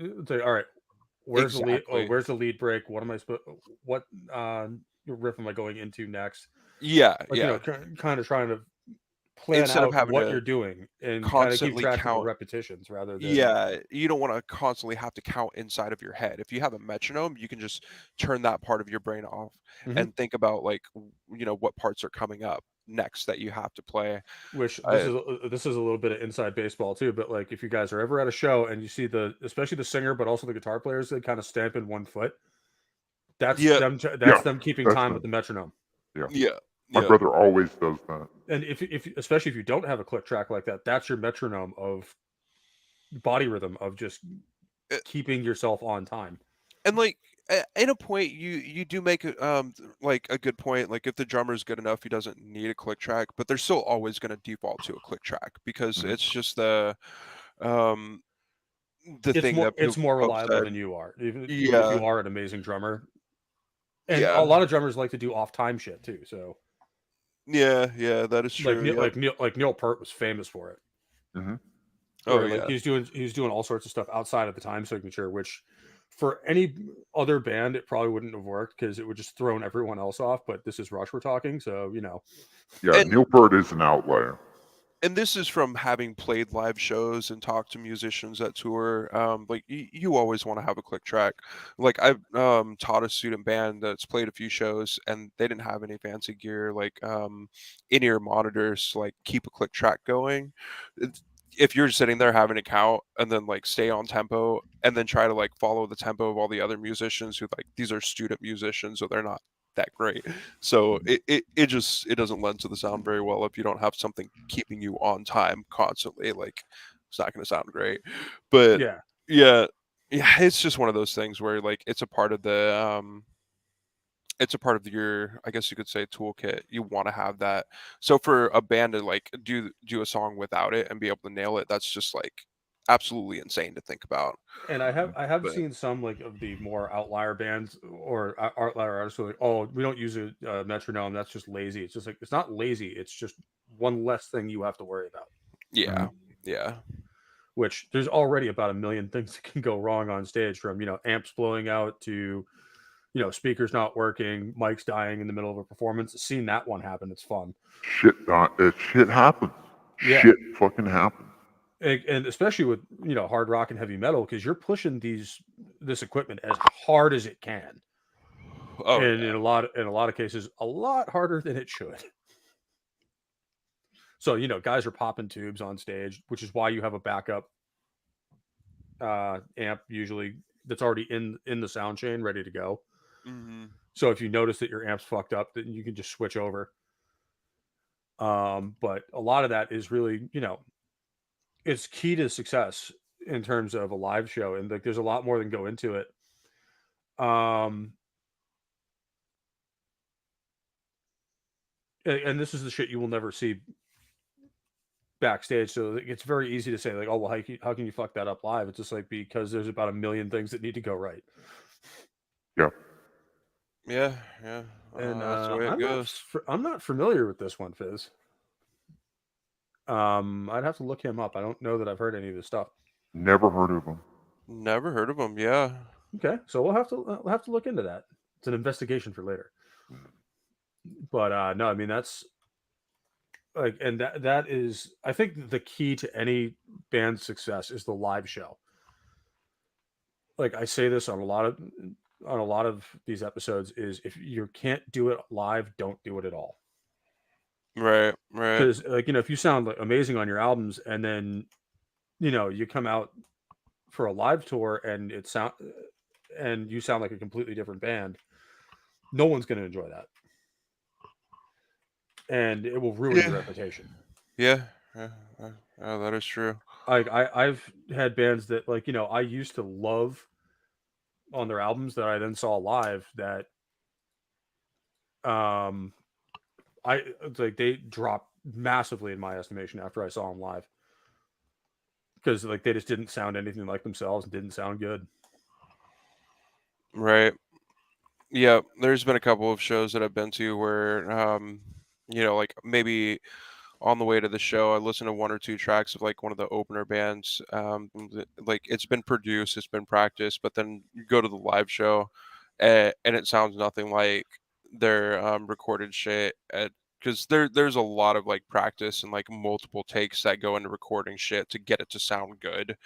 And when you hear the live show and like the band's just like not as good playing live, I'm just like, oh my god, why? Okay, I'm just gonna walk as far away from the stage, have a beer and a cigarette, and wait for the band to be done.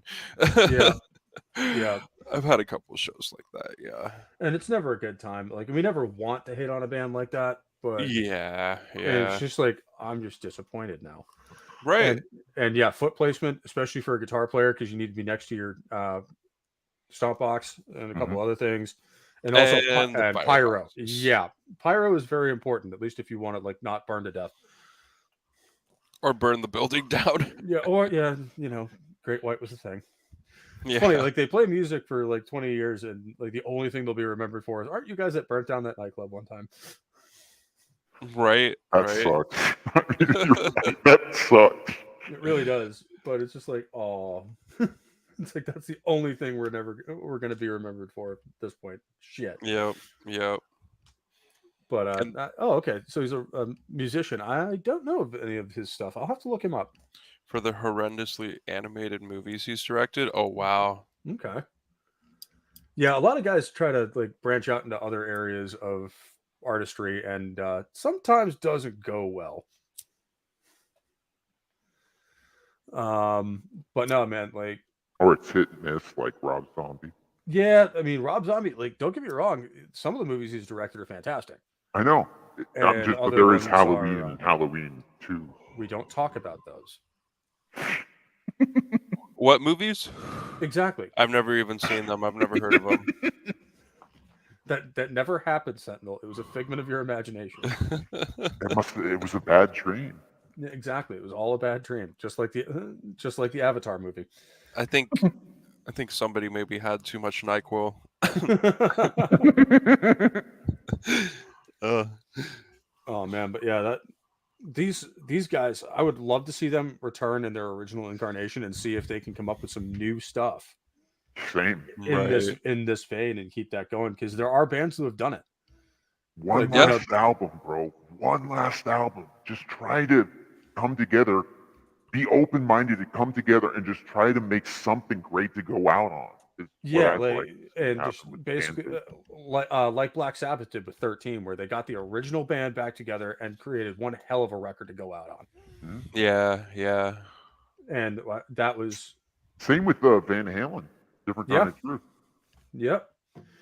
And oh yeah, I've seen the trailer for this movie. It looks pretty fucking atrocious. I'm not gonna lie. The new one, Yeah, Monsters. Oh, they're doing a remake of the Munsters as a movie, and I'm not happy about it. yeah. I heard about it. I was like, wasn't that an older? Yeah, I it just was an old TV show from like the '60s. It was okay. kind of a Right, spoof on the Addams Family. right, right. Yeah.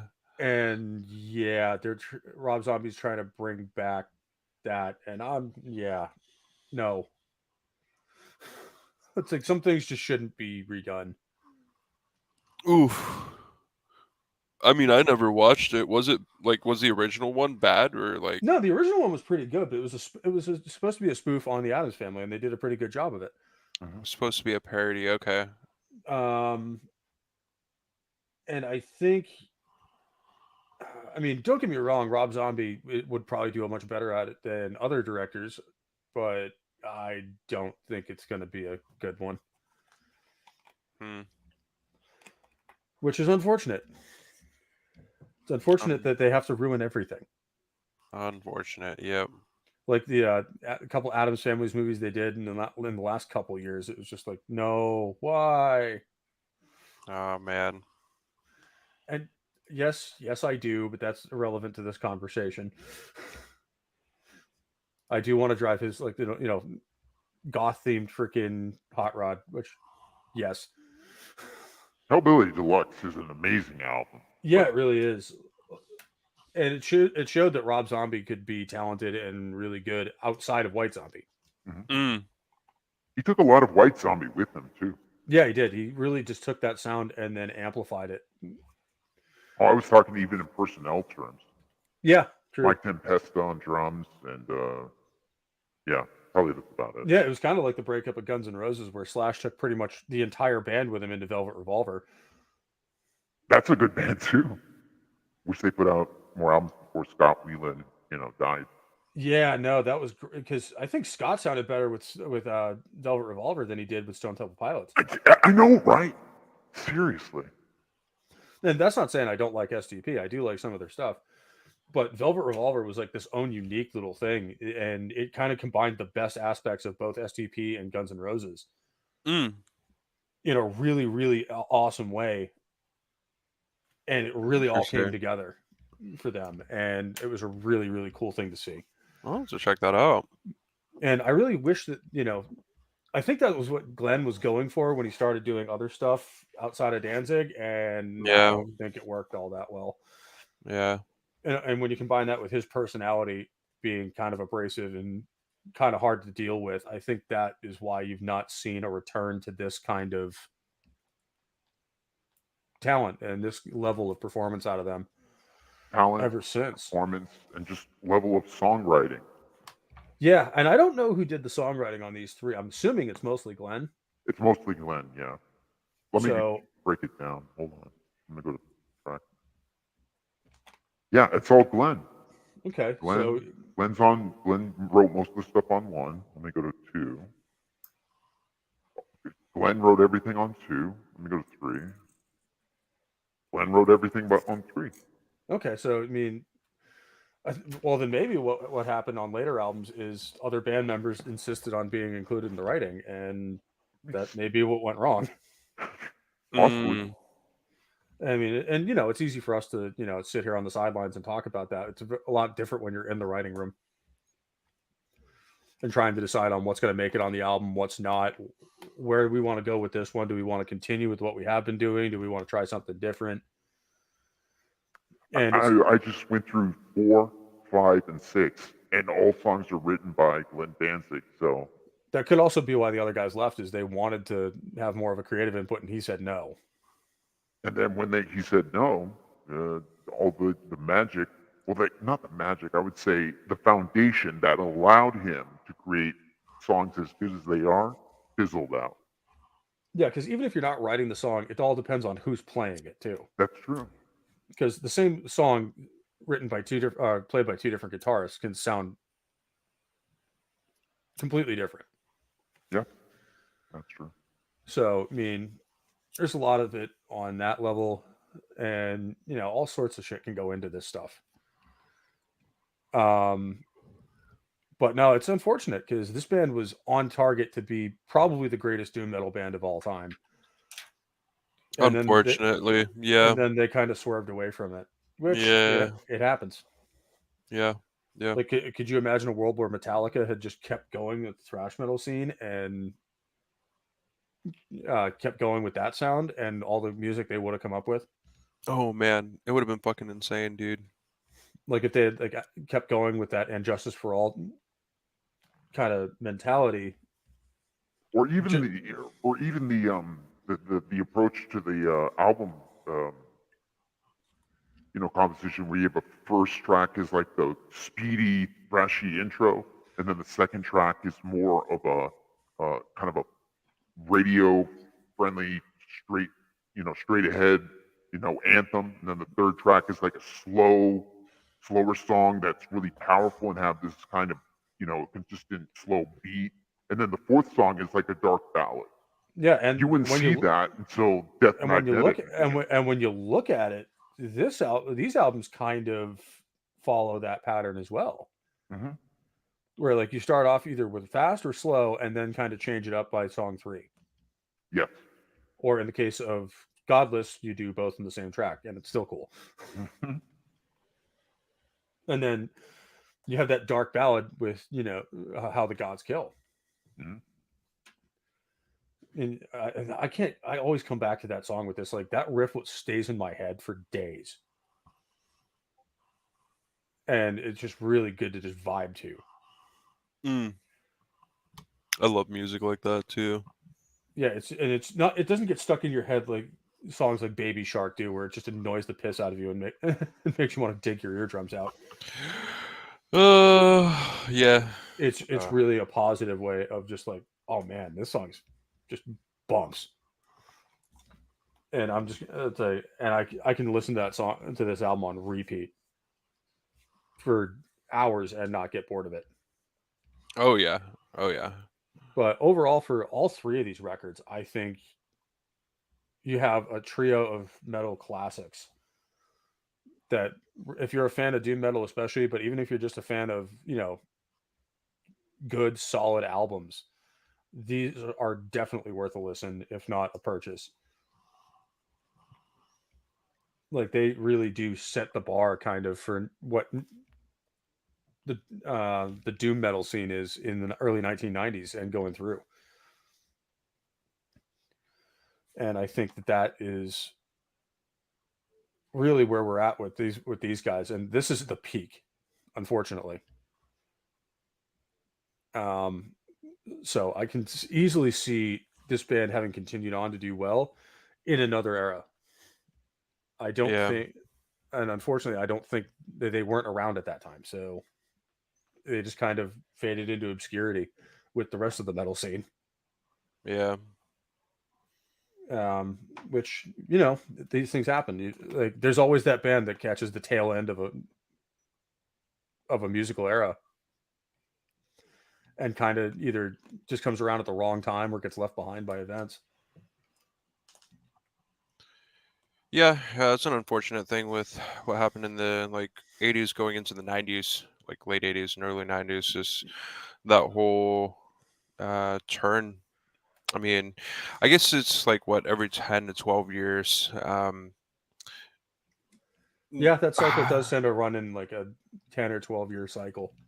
Mhm. I don't want to say like a fad, but just like what's in or what's popular with the mainstream does change. And we do see the same thing with movies as well. Oh yeah, Yeah, it's a big thing that has plagued the music industry for well I mean since music started being recorded. Basically, it's like every the 10 to 12 years, yeah, the cycle with movies tends to be longer. a little bit longer. Yeah, Because when you look at like the western yeah. in the 60s and 70s, like, and It into the was 2 80s as well, decades. like there Yeah, was like it went from like the 40s all the way into the 80s, yeah, and yeah, it was like where like westerns were really popular, and even the ones that were kind of more of a deconstructed or like kind of a different take on it, they were still really popular going into like Pale Rider. And then with the current zeitgeist is superhero movies. It yeah. started with like Spider-Man in 2003, which was really the first competently done one. There were ones before that, but we don't like to talk about those, like the 90s Fantastic Four movie. Yep. I remember And that one. then Oh god, it was so bad. yeah, and then the one that really kicked it off was Batman Begins. I'd say is a contender, but Iron Man Oh yeah, would As far as the definitely mark. last 10 to 12 years, it was Iron Man. Yeah, like that that's was the one that really really kicked it planted off. Yeah. really planted the flag. And And Iron Man has a lot of the same success, connections to what Raimi did with the first two Spider-Man movies. There's They're still specific flashy and comic booky, but yeah, they're character stories there's yeah, and relatable. exactly. specific tropes that came from the Iron Man film. You'll notice are used quite a bit in a lot of the like preceding the ones that came after. Like the some of the jokes. So like the sort of like superhero formula of how like the movie happens.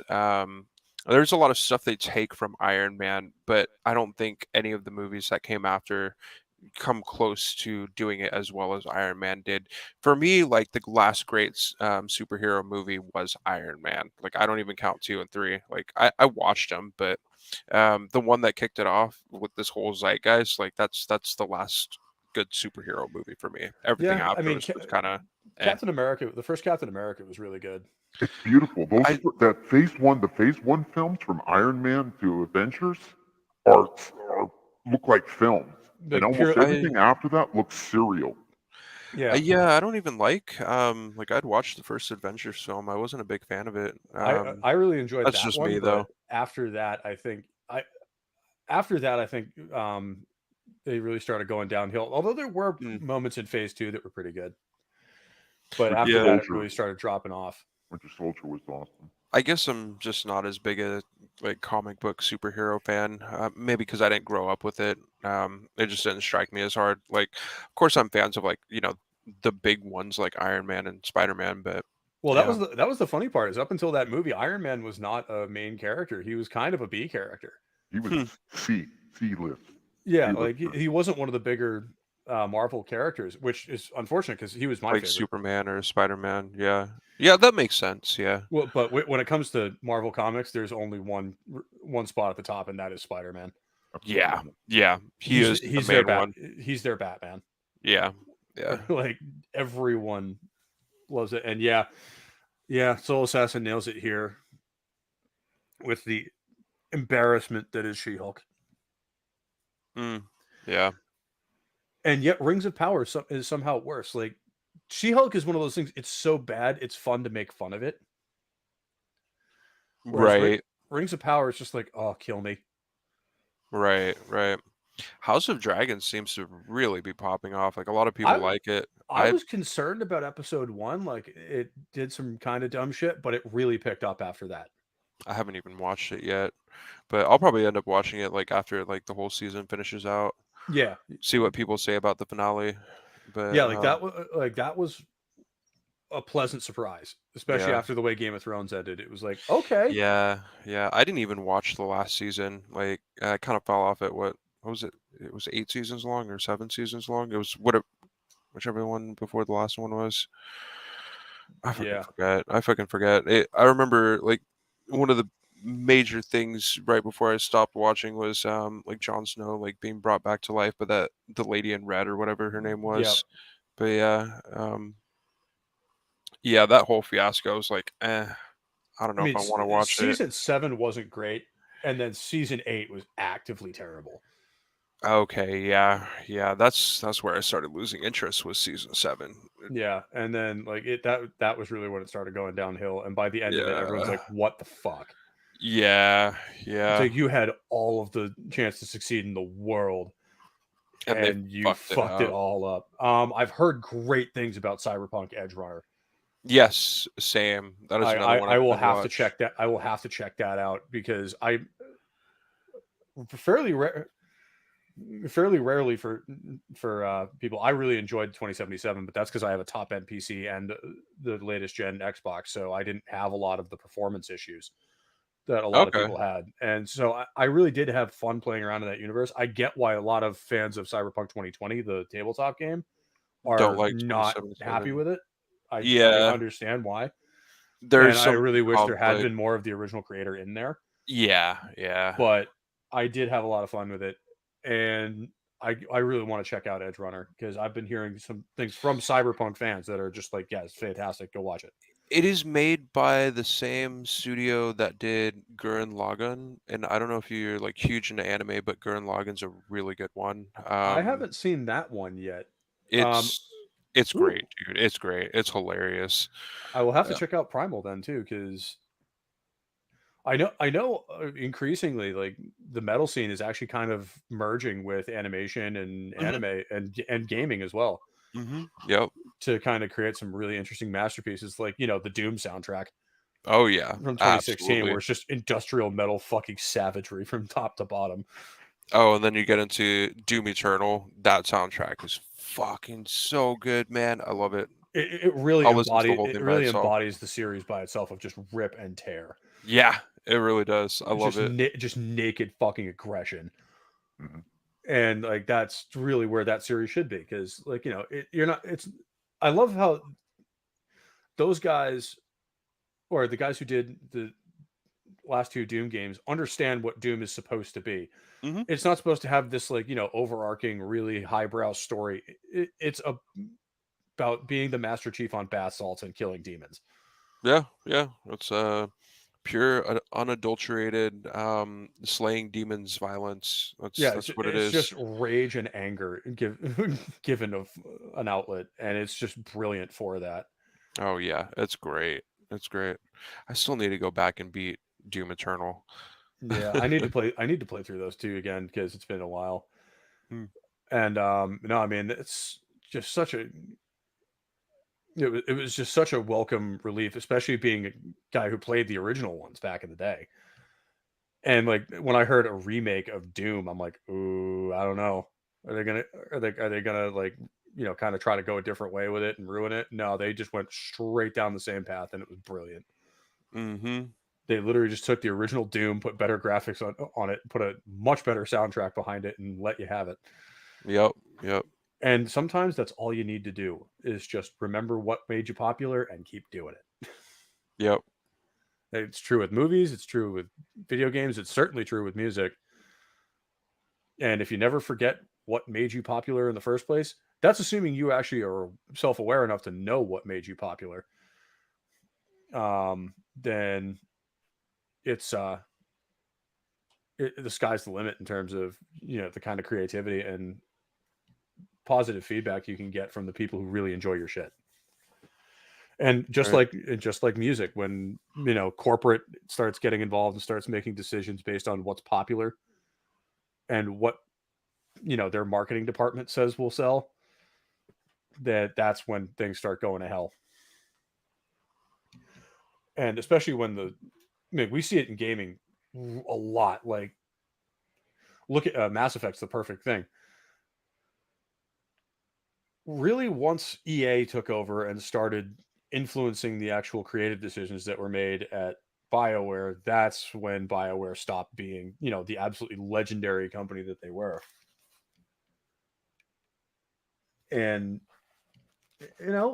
there's a lot to be said for that in music as well. Like, when the studio takes over and really has a lot to say with, in terms of creative decisions for the band, They're idiots. that's when you have problems, because those people are not fans of the music. They are They're either agenda driven or they're just corporate fucking tools. yeah, and it's sad that the best you can hope for at this day and age is corporate drone, Hmm. Exactly. rather than woke activist, I know. because at least the Mm. corporate drone is predictable, True. and it's just going to be bad rather than actively offensive. um I did not see this. When did that happen? I mean, Recently they didn't even air Ozzy's oh wow. performance at the opening football game for the NFL season. Oof. Wow, that sucks for him. And did you Yeah. hear who was selected to play the halftime show, Super Bowl halftime show again? Or not No. again. They Probably chose fucking Taylor Swift and Rihanna. Ew. ew. We'll never get Metallica or any kind of Well, hard No, rock there's a band lot to of ever of very good play course it not. again. there's a lot of very good reason behind why metal bands won't do the halftime show. Is, first of all, they're not allowed to be themselves because it's on network television, so they have to be family friendly, everybody. And also, it's all pre-recorded, like, so they are lip syncing throughout it, and that is like anathema to rock bands. Hmm. It's like, we're not just going to go out and mime ourselves playing. We're going to go out, but we're also the bands that you don't want on a live mic because you never know what's going to happen. Right. Yeah. So, like, I don't think that'll ever happen, and in a lot of ways, I think that might be for the best, because Football the used to normie, have some balls. Sorry to interrupt. It's just yeah, the normies are just not ready for that. The normies don't want to be ready for that. Yeah, true. They don't want it. Like, as much as it would be cool to see a metal band on a halftime show, like it just no, no. Yeah, I mean, yeah, I think it would be cool, but at the same time, I'm like, I don't I'd know that take I'd want that. AC/DC at this point, man. Yeah, Even like, yeah, you could probably get away with like something like that, but yeah, I mean, they are getting kind of up there in age. Like they're considered a classic now, because they've been around for so fucking long that like everybody knows who AC/DC is, even if you don't listen to them. Um, uh, everyone's heard at least two or three of their songs. yeah, yeah. It's hard to imagine anybody not having at least heard one song by AC/DC. Yeah, like, That is a good unless you've point. been living under a rock or like in the deepest reaches of the Amazon rainforest, you've heard "You Shook Me All Night Long" at least once. Hmm. Or raised up in some like extremely strict like Mormon household or Yeah. something. Um, But and oh there's a man. lot of reason for that. I mean, at their top of their game, ACDC was, like these guys, they were supremely talented and just taking the world by storm, and they deserved every bit of it. Yeah, yeah.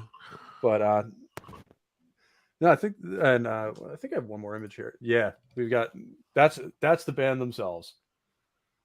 Oh man, Danzig really is short. Yeah, he really is. I know that he's the shortest, but he's not, like, the rest of them aren't that tall. Mm.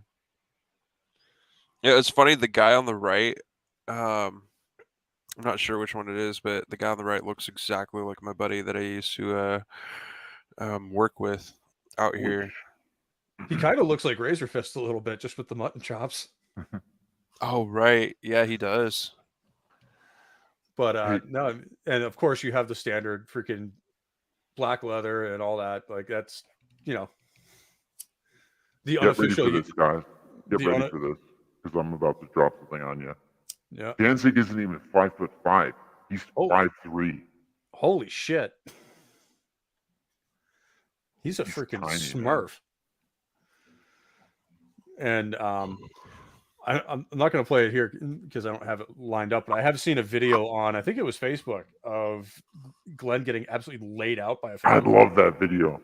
Where like, Back in like 04, 05. yeah, like you can tell he's talking shit to the fan, and he just fucking knocks him out.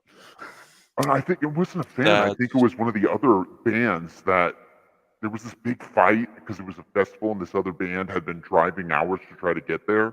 And when they got there, Glenn was pissed about something and didn't want to let them play their set for some reason or another. And they were having this big background fight. Glenn pushes him, "Fuck you, motherfucker!" And then the guy just decks him and just takes him out. Yeah, I that did was not know about that. that was great. Where it's just like, yeah, you can tell like Glenn like kind of shoves him a little bit, and the other guy just hauls back and just lets him have it. Exactly. Damn. It was beautiful. But on that note, I think we're going to wrap that up here.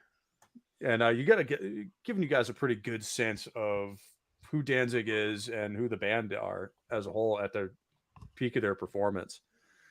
And I would think you owe it to yourselves to go check these guys out. I'll certainly be playing a lot more of them in the near future. Mm-hmm. And with that, Sentinel, what do you got going on this week, man? Same old, same old. I've got a lot of work I got to do in my real life, so I'm not really doing that much. I might fit in a game stream here or there, but right now I'm not able to consistently put new content on my channel. But I am the Sentinel. You can find me at the Sentinel. Just type it into the YouTube search, and I am at Instagram at the Sentinel43. So come and check me out. Yeah, I have a link to your YouTube channel down in the video description, Gracias. as well as Herbs' Twitch channel, my Twitch channel, and our Gilded page. Sounds great. So Hell if you guys want to come hang out with us on there, or just chill out with us on stream sometimes, I stream very rarely, but I know Herbs does a lot. So yeah, we'd appreciate it. And Herbs, what do you got going on this week, man? Yeah, just streaming on Twitch for the week. Got a few streams planned. One tomorrow, then another one on Thursday, and then I'll probably do some other like individual streams on some of those other days. But yep, streaming on Twitch. Come hang out. It's always a good time. Watch me suck at video games sometimes. But yeah. All right. And as for me, you can always find me here. Well, for the time being, every Sunday for Rock and Roll Religion. Every other Monday, I think pretty soon to be every Monday on 70s Rock Fans channel for It's Only Talk and Roll. Every now and again, you can find me on the MF or Cocktail Lounge on Foulball Productions channel if I stay up that late, which I almost never do. And when I remember I have a Twitch channel, I will occasionally stream over there very infrequently, usually Battletech or MechWarrior, although I'm going to try to branch out into some other content as well. So you can catch me over on there. Like I said, link to my Gilded server is down in the description. We'd love to have you over there if you're not there already. And with that, stay safe, stay healthy. I love you all, and I'll catch you next time.